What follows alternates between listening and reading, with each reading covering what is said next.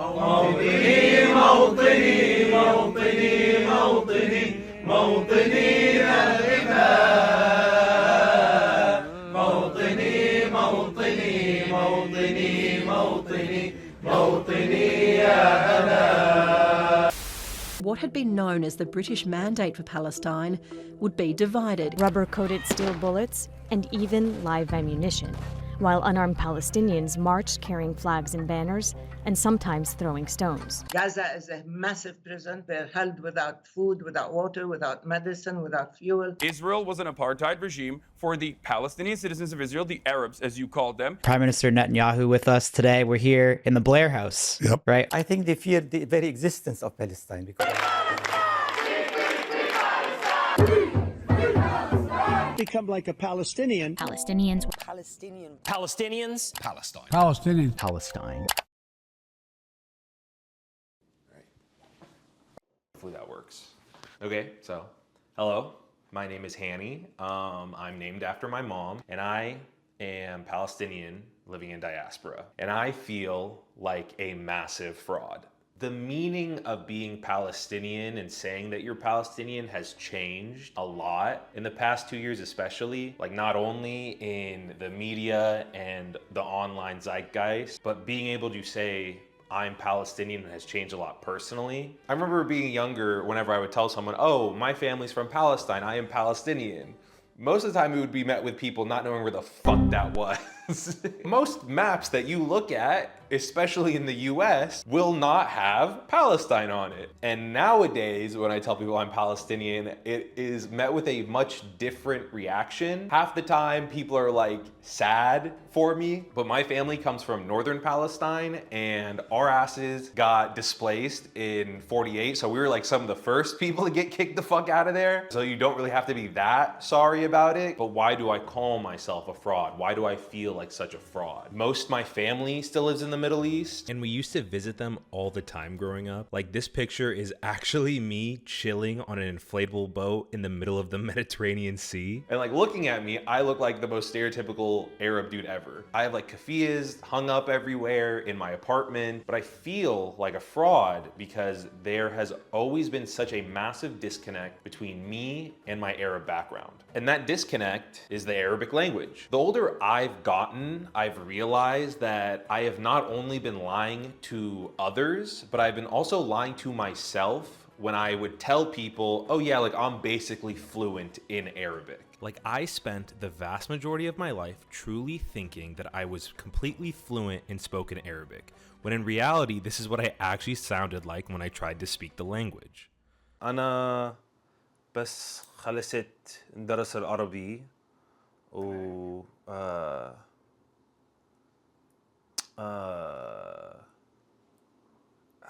earlier. How do I say earlier today?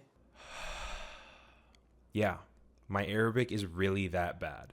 But my delusions aren't completely unfounded. I was raised in a household where both my parents were native speakers and they would speak Arabic to each other all the time. And they would almost exclusively speak Arabic at me. But that was the issue. My parents would always speak Arabic at me and not with me. Basically all the conversations I had with my parents growing up, and still to this day, are them speaking Arabic to me and me just responding in English. So this left me in this really weird middle ground where I could understand basically everything, but I just felt more comfortable responding in English. And if anyone else wanted to speak Arabic with me, I would always say the same thing like every other whitewashed Arab kid. أنا بفهم كل شيء بس بحكي شوي. So in my mind, I'm basically bilingual. My English is great because like no shit, my English is great. And I'm basically fluent in Arabic because if I really wanted to, I could speak it, but I'm just more comfortable speaking English. So like, that's what I do. But that already weak bond I had with the Arabic language, and honestly, Arabic culture as a whole only grew weaker. I moved out of my parents' house and we weren't able to visit my family in Syria anymore because of the civil war. A result of Western meddling in the region. So that kind of just led to me pushing that aspect of my identity to the back of my brain. But how did I end up like this? So a little background on me. Both sides of my family come from the northern part of Palestine. Both my parents grew up as refugees in Syria for no particular reason, just because they wanted to. Western meddling and a brutal occupation. Then immigrated to the US before me and my sister were born. I came out of a suburb in middle America, more specifically Kansas City, Kansas. And as you can imagine, there weren't a bunch of other Palestinian families just like raw dog. But as you can imagine, there aren't a bunch of other Palestinians just like chilling in the wheat fields of Kansas. Not to say that there weren't other Arabs or Muslims in Kansas, but especially 20 years ago, the area just wasn't known to be like this massive melting pot of culture. Everyone was just super fucking white. You're kind of just taught to try to assimilate as much as possible. But as I got older, and especially in the past 2 years, I kind of started feeling like I was beginning to grow into what felt right in terms of being Palestinian, whether that be through like different sorts of activism groups or just meeting and talking to more people like me. But it still felt like there was such a big gap between me and all the people that I was meeting because of my ability to speak Arabic. You don't want to be the only dude there who's like speaking English when everyone else is like very comfortable speaking Arabic. Okay, so let's get to the point. I am finally ready to admit to myself that I am not fluent in Arabic.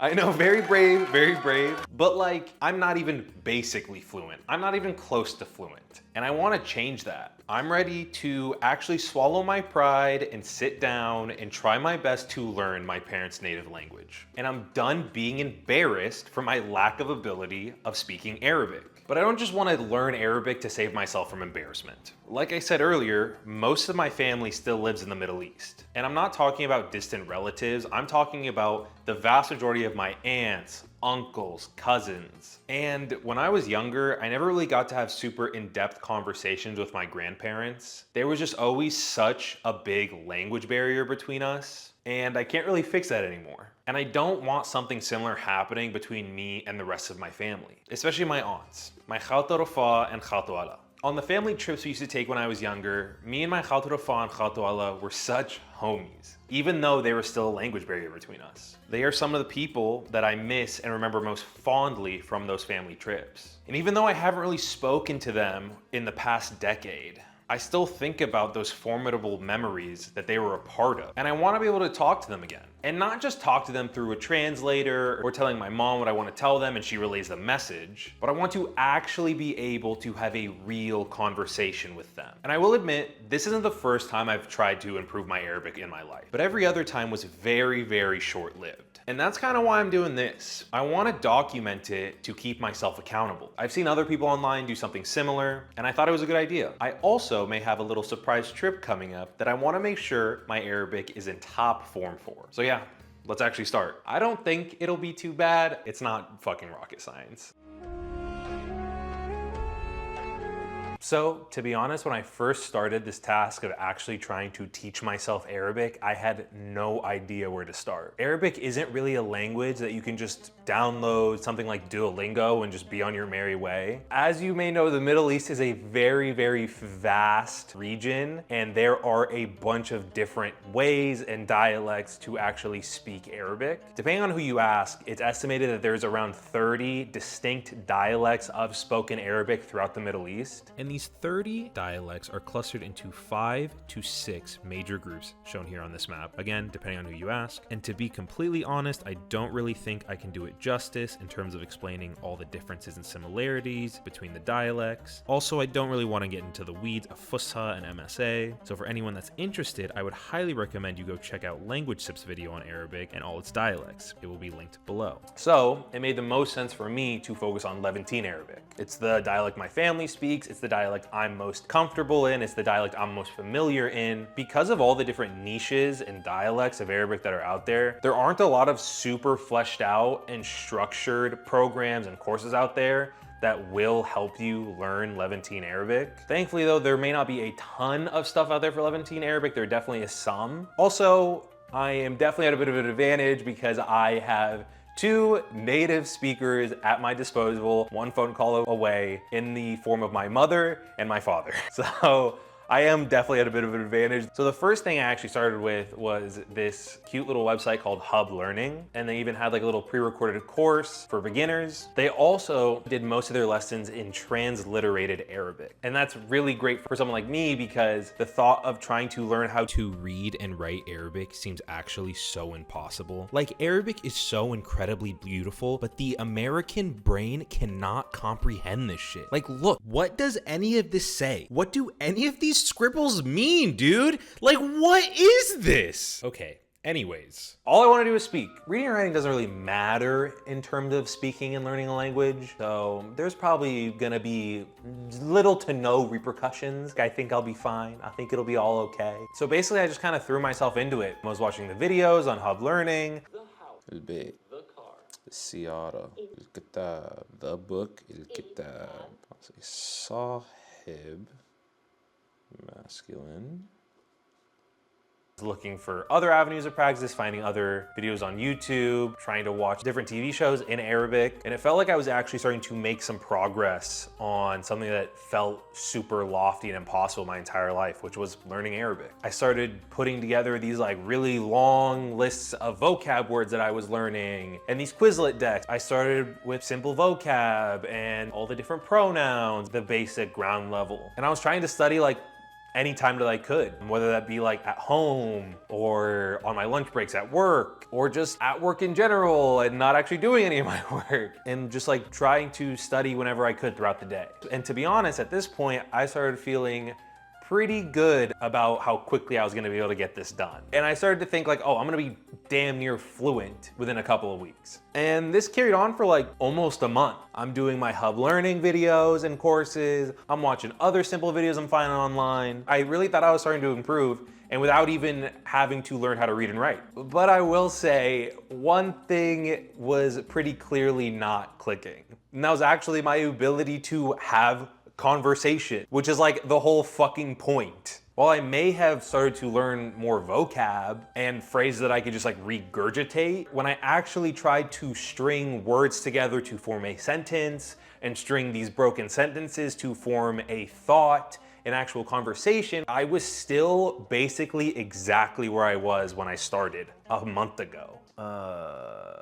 I'd still just like stutter over my words and not be able to even form a simple sentence. And I realized that this is probably because of a couple different reasons. I still basically had no idea how to properly conjugate verbs and when to use the correct verb tense. Like, there's no other way to connect all this vocab that I've been learning without being able to use a fucking verb. Another issue that I ran into was the actual lack of structure a lot of my study sessions had, especially after I finished that like beginner's course. I am someone who has always really needed a very structured approach. So honestly, I got to the point where I felt like half the time I was studying, I was just looking for things to actually study rather than learning, if that makes any sense. And also I think I started to realize that not only are there not a bunch of resources to learn Levantine Arabic, there are even less resources that will just give you nice, neat little transliterations of the language. So like, just like, look at this, like, what the fuck does this even say? Put that shit in the fucking garbage, get that shit out of here. I don't wanna fucking even touch that. So honestly, like, this is the point where I started feeling really stuck. I'm putting all this effort in and seeing like super marginal results. At this point, I'm like 5 weeks in. Honestly, this is where I came to terms where this is not something that I'm gonna be able to just like kind of half-ass my way through. I really gotta put a plan together and stick to it, especially because I wanna be ready for this trip I got coming up that I mentioned earlier. So I finally bit the bullet. I swallowed my pride. I ended up getting a tutor. I really just needed some direction to help me out. Alhamdulillah. Oh. Yeah. And lo and behold, my tutor was shocked that I had spent so much time and effort into teaching myself Arabic without actually learning how to read and write. Who would have thought? Reading and writing does in fact help you speak a language. So I bit the bullet and learned what all these sweetie lines sound like and how they connect to each other. And to be honest, it seemed very daunting at first. 28 letters and each one has a form. Not only that, I pulled out the fucking iPad for this. I haven't used this shit since I was in college. I pulled out the iPad with the pen. Look at this, man.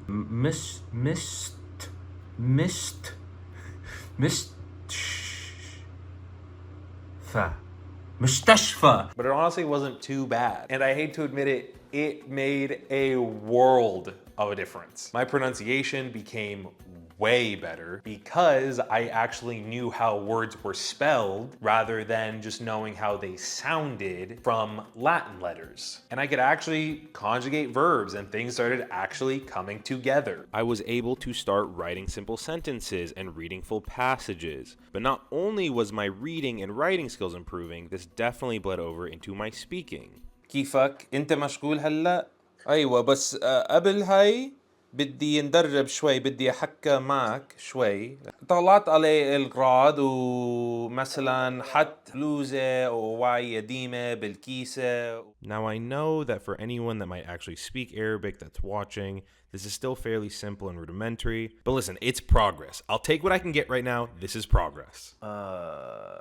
And thankfully just in time for my trip. So what is this trip that I've been alluding to this entire time that I just had to make sure my Arabic was serviceable for? Well, it's somewhere you could say is like a bit of a homeland for me and somewhere that I can fully immerse myself in Arabic. So I headed out to the airport, walked through the terminals of LAX, and I boarded my plane, and I was really excited, but also kind of nervous about the fairly long journey I had ahead of me. So I set off to my destination, which was Kansas. We're in Kansas. I'm literally in Kansas. I'm chilling. I'm in the fields of Kansas. Look how flat it is.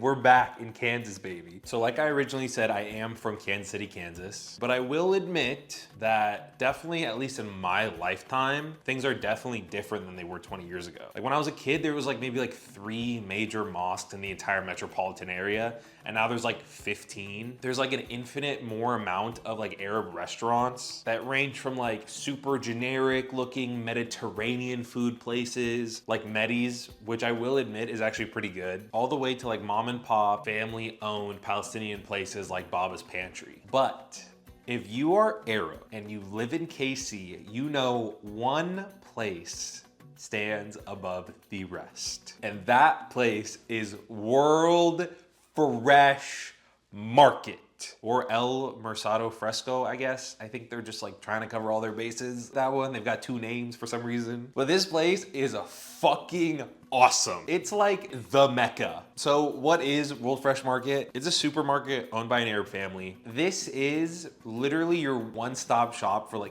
any sort of Arab food you could want. They have exported olive oil and spices, Arab dairy products, all the different types of pita bread, and they have a fucking entire halal butcher shop inside. They have fresh falafel and shawarma sandwiches, and the vast majority of employees there speak Arabic. But by far the best thing from this place is their kanafe. And for people who don't know, kanafe is basically Arabic cheesecake is kind of the best way I could describe it. Anyways, sorry that this turned into a little ad for them. It's just really good. There's no way around it. It's a new place that used to not exist growing up. If World Fresh Market, if you see this, hit me up. I love. Actually, anyways, being back home in KC did allow myself to kind of immerse myself back into Arabic. Both my parents basically exclusively speak Arabic in the house. حراك move to move حراك حرك حرك حرك ba با ba با ba. I also had my actual tutor that was giving me homework that I got to do with my dad. So I got to relive all those memories of sitting at our dining room table and my dad aggressively explaining SOHCAHTOA to me. But instead of him explaining trigonometry to me, he was basically just critiquing my pronunciation of Ain. بعد ساعة السوق مليان. But between all the different times we went out to try all these new Arab restaurants I hadn't tried before in the area, or just sitting around the house watching Al Jazeera, or even just walking around our neighborhood walking my dog Coda, I was getting a lot of practice and exposure to Arabic. And also I want to point out that it's not I wasn't getting this exposure to Arabic growing up, but this is the first time I went home for an extended period and like actively listened and tried to respond in Arabic and kind of actually put all the things that I had been learning to practice. I was back home in KC for like almost a month in total, and it was insanely helpful for my Arabic. Like when I got there, I had just started to learn how to read and write, and I could barely read a full sentence. And by the time I left, I was pretty easily reading full passages, and I was able to actually string sentences together and have full conversations in Arabic with my parents. But as my trip was coming to an end, I felt like I had to like almost test myself to actually prove that my Arabic has actually gotten better in tangible ways outside of just my parents' house. And I could only think of like one way to do it that felt right to me. That's right, baby, we're back at World Fresh Market!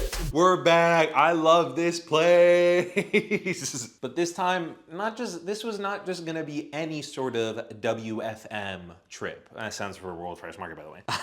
This time I was going to order myself some kanafe fully in Arabic. So I hopped in my car and drove down and arrived at 103 Metcalf. I grabbed a shopping cart and headed to the kanafe vendor. I said my hellos. Assalamu alaikum. And ordered my kanafe. بس واحد شقفة كنافة.